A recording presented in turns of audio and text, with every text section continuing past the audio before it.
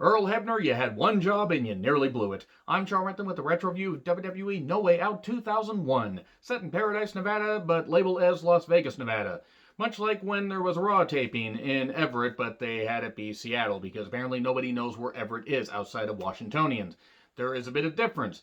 Everett's a pretty big city, and Seattle is actually not the capital of Washington State, believe it or not. It's Olympia. But anyway, there were 15,000 fans there, and this was a really great pay-per-view. Even with the low points, this is when WWE was really on fire, and WCW was about to close down. ECW had already closed down, and this is where they were rolling. They were just really doing great shit. Even with some of the low points, it was just really intense. The energy was fucking insane. Really fucking insane. The dark match, by the way, Rikishi versus Matt Hardy. It was, a disqualification in about 4 minutes. That's how you utilize a fresh heel in Rikishi and a single division Matt Hardy. Good thing Matt Hardy would redeem himself by being part of TLC2 Electric Boogaloo at Mania 17, which I will retro review. And I will say that while I've been critical of the February pay-per-views on WWE's calendar, this is a rare example where they utilized it correctly. This is how you use a B-level pay-per-view to build towards WrestleMania. This was damn good for the high points. That 3 Stages of Hell match, I'll be talking about that here in just a little bit. So with JR and Lawler on commentary, we start off with Big Show versus Raven hardcore title match. And remember when Tori, not Tori Wilson, but, Tori, the one that was a stalker, in that angle with Sable in that terrible Mania 15 match. That's not Tori's fault. It was just a terrible match because Sable was always terrible in the ring. But she learned her place was not in wrestling, and she got away and has stayed away after coming back in 2003, 2004, because everybody wanted that. I didn't. If you did, that's totally fine. She tried to attack Big Show on the ramp. We all knew it was Tori because you could tell from the eyes. And we get weapons and shit. We get a popcorn vendor where popcorn gets spilled all over the ring. It's Crash Holly in disguise. And then Blackman and Hardcore Holly attack Big Show. Billy Gunn runs in, hits a famous error on Raven to cover for 3. He's the champion.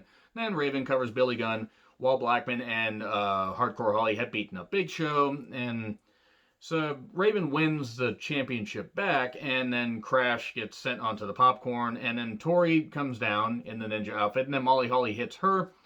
And then we get a can to Big Show's head, but soon after he basically no-sells, chokeslam, 1, 2, 3, new hardcore champion in the Big Show, which would lead to Big Show versus Raven versus Kane in a 3-way hardcore championship match at WrestleMania 17, which, boy, that's going to be a long review. I'm going to have to really think about how I'm going to do that one. But then we get to Jericho versus X-Pac versus Benoit versus Guerrero, 4-way championship match or 4-way Intercontinental Championship match, that is. And it wasn't dull. It was intense. Benoit and Guerrero were doing some double teaming. They made it seem like the Intercontinental Championship was something worth fighting for. Remember that? Remember when the Intercontinental Championship felt important? This was a pay-per-view that did it. Benoit and Guerrero go at it after doing some double teaming, and JR says one line. Both of these guys have families to take care of, and, well, yeah, we know how Benoit took care of his family. He took care of his family in the wrong way. Moving on. This got pretty weird at the end, though. There were a lot of near falls. Justin Credible joins, X-Pac in the fray because you need to be dealing with the X Factor. And then we get more spamming, and then a roll-up. X-Pac gets pinned, 1, 2, 3. Jericho retains the Intercontinental Championship. And then we get Vince talking to Regal about the Stephanie Trish match. You know what to do. You'll know what the right thing is to do. Test is in WWF New York. Remember that failed venture where they lost a lot of money because Vince McMahon wanted to do a whole bunch of shit for absolutely no reason, like have a restaurant that apparently was fair to, I guess. I was never there. Were you ever at WWF New York? You've been a long-time fan. Were you ever at the actual restaurant? Let me know how the food was. But we get Stephanie versus Trish. This had no right being as good as it was. Yes, I am praising the Stephanie McMahon match. Not just pay-per-view match, but a match in general. Neither of these two were, well trained at this point. Trish was still training and would become an incredible performer. Stephanie, let's be honest, was never that great in the ring, but this is probably, I would argue, the best pay-per-view match she had. I didn't really care for the one she had against Brie Bella, but I will say this, it wasn't great. They hit some good, moves as far as like Trish getting her hair pulled and being slammed off the top. And then we got some action on the announcer's table, and then Stephanie took a picture of water to get Trish wet during their match. Have fun on seeing that, or have fun seeing that. I'm not here to kink shame. Regal comes down, he stops the ref, after almost helping Trish win, and then Trish slaps Regal, and then Regal cover to Trish. Stephanie covers 1, 2, 3. The match was better than I expected. Great? No, but pretty damn good considering the participants. Vince yells at Regal, I thought you knew what to do. Regal was confused. I mean, to be fair, I didn't know what Vince wanted. He said, fine, it's going to be you and Trish versus me and Stephanie. And then that would lead to him having Stephanie, or him having, him having Stephanie beat down Trish, and then Trish would have to bark like a dog later on Raw. Yay, Vince loves his women, doesn't he? It did help, build for Trish getting revenge on Vince and Stephanie, which was actually pretty good. And Linda McMahon gained the biggest pop of her goddamn career. Holy shit, that was a big fucking pop. I'm excited to review Mania 17, because that's my favorite Mania of all time. So, video package on Austin versus Triple H. And, built well. It was a 3 stages of hell match, singles match, street fight, and then a steel cage. It's fucking great. 40 minutes. You could argue that this should have actually been the main event. Especially with how dodgy some of the shit was during the Angle versus Rock match. Because this was fucking great. They took it seriously. And I'm not fond of giving credit to Triple H, but this was really goddamn good. Great pacing. The singles match was the first one, which, of course, it would have been weird to go from a street fight to a singles match. But the idea was, Austin was a brawler. He couldn't beat Triple H in a singles match, a straight-up singles match. Oh, but he did. Some good submissions, some really good stuff. This is about 12, 13 minutes. Triple H jumps right into a stunner, 1, 2, 3, and a bit awkward, but it is what it is. Austin gets covered, goes up 1-0, and then we get to the street fight. It got turned up. We got chairs, barbed wire board. Austin got busted open. Triple H went to the Spanish announcer's table after the pedigree was countered. And then we get the ring bell to Austin's head for 2. Neck on the chair repeatedly, just getting a chair, just getting neck breakers, all that shit bashed into him. And then I want to be your sledgehammer. Triple H ends up hitting the pedigree 1, 2, 3. Also, Triple H got busted open by getting a chair to the head earlier. So it's 1-1. We get to the steel cage. Still a few weapons in the ring, including the barbed wire board and chairs, and the sledgehammer, by the way. The exhaustion was setting in, but these guys still turned it up. I mean, you could tell, this was intense. And they were really doing some great shit here.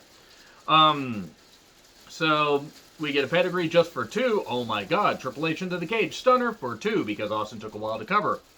And then we get Austin with the board, Triple H with the sledgehammer, and they collide, and then Triple H falls on top of Austin, exhausted, 1, 2, 3, and that's it.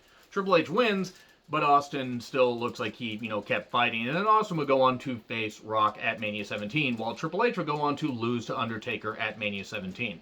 Now, I will say that Triple H shouldn't have broken this streak, but holy fucking shit, you almost think that Triple H would have had a reason to be upset at Austin becoming champion Mania 17. But nope, the 2-man power trip, and then they did that, and then that ended because of the quad tear, and then Triple H came back to a thunderous pop at Madison Square Garden 2002, or January 2002.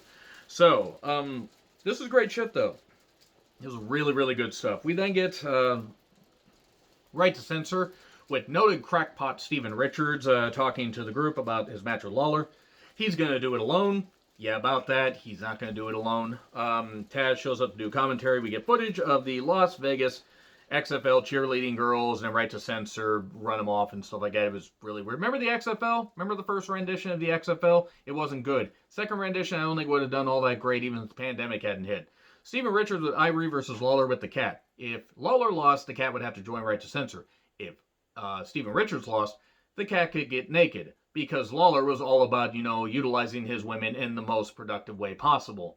To be fair, the Cat really wasn't useful in the ring, so they just had her show your tits, show your tits. That was basically how they viewed women, pretty much for a while. Not just during the Attitude Era, but even afterwards. Boy, a lot of the women had to really fight upstream to be taken seriously. It wasn't good. Richards had to act like he really didn't know what he was doing, even though he was an accomplished worker. It's just a shame he's a noted crackpot and a piece of shit. And Lawler ain't exactly a great guy either. But it was Lawler's last pay-per-view match. He would leave after a Raw match the next night because the Cat got fired.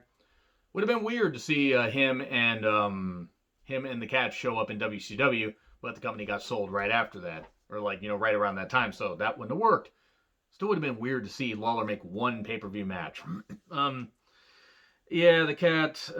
Ivory distracts the ref. The women's championship gets used, but Cat accidentally clocks Lawler, and Steven Richards covers 1, 2, 3. So Cat has to join RTC, but that gets dropped when the cat gets released. This was a stupid angle. And then the Brothers of Destruction, Kane and Undertaker versus Edge and Christian versus Dudley's three-way tables match for the tag titles. Well, it wasn't boring. I'll give them that. I mean, Edge and Christian got bounced around a lot. How can you get Undertaker and Kane to not do a job while not winning the match? Oh, you have Rikishi and Ming. Well, Haku come in, and then they fight them to the back, and then 3D, 1, 2, 3, or not 1, 2, 3, but through the table. Would have been interesting if he had hit him through the table and pinned him anyway, because fuck the rules.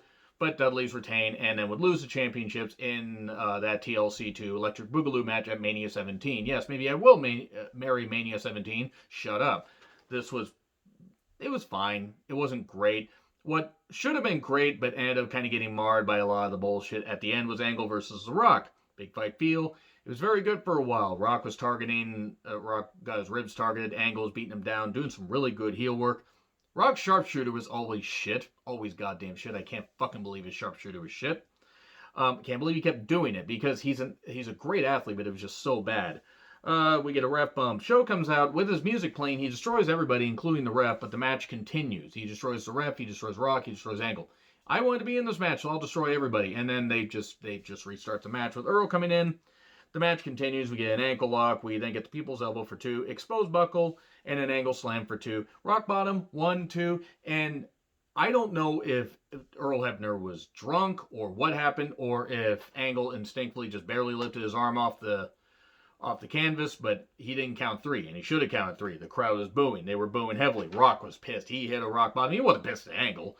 You could tell he was pissed at Earl. 1, 2, 3, and Rock wins the championship. Goes on to face Stone Cold Steve Austin and do the ill-advised heel turn of Stone Cold Steve Austin at Mania 17. Yeah, it didn't work. It didn't work at all. Anyway, agree, disagree, what I said. Like, share, subscribe. Twitter handle in the description. I'm John Retlin. I'll see you soon.